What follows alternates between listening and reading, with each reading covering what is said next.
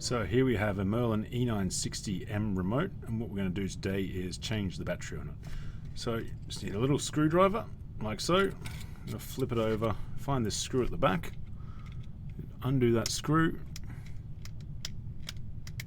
until it's loose. We're going to take that out there. There's a little arrow in there suggests we're going to slide that up, pop straight off. Inside you'll find the main control board. Now you'll see this little grooves holding the actual board in place. All you need to do is pop it out of them. So if you just take your screwdriver, it's going to stick it underneath the board there, wedge it up against the actual remote housing. It's going to pop it out. And don't worry, it's not going to do any damage to it. You just take the control board out, and under there you'll see the battery. If we slide that across, we'll see that the battery is a CR2032. Now, take your new one, slide it back in,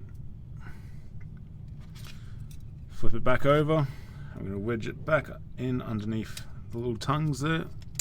It should just click back in place. Put your rear housing back on, slide it back on, pop your screw in, like so.